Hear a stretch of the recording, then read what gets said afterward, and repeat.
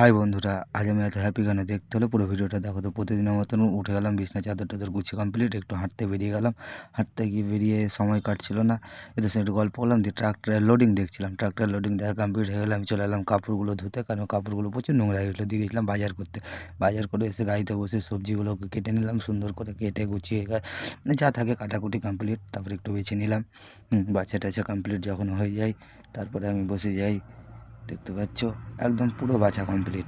তারপরে ডাল সিদ্ধ দিয়ে দিলাম ভাতের মধ্যে। ডাল সিদ্ধ হয়ে গেছে তাই একটু নামিয়ে নিলাম। নামানোর পর চলে এলাম ভাতের ফেনা ঝাড়তে।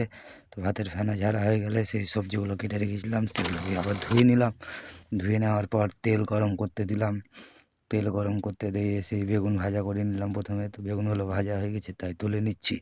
তো বেগুন তোলা হয়ে গেলে তেলের মধ্যে আবার দিয়ে দিলাম লঙ্কা দেওয়ার পরে একটু সুন্দর করে স্টাইল করে আলু ছেড়ে দিলাম। আলুগুলো ভাজা হয়ে গেছে, তার মধ্যে একটু কপি ছেড়ে দিলাম।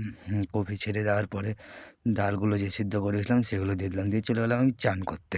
তো চান টান করে দেখতে পাচ্ছ কমপ্লিটলি চান টান করে গাটা মুছে চলে আসলাম গাড়িতে। এসে একটু তেল মেখে নিলাম যেহেতু শীতের সময়, দিয়ে সেই ডালগুলো যে সিদ্ধ করে দিলাম সেগুলো নামিয়ে নিলাম। নামানোর পরে শুরু করলাম খাবার বের করতে, কারণ আমাকে তো খেতে হবে, খাওয়ার জন্যই তো রান্না করা। তো খাবার টাবার বের করে কমপ্লিটলি দেখতে পাচ্ছি। এবার খাবারটা আমি টেস্ট করব। তো তোমরা দেখতে থাকো ভিডিওটা, ভালো লাগলে লাইক কমেন্ট অ্যান্ড শেয়ার করো। খাবারটা অমায়িক হয়েছিল। থ্যাংক ইউ বন্ধুরা এত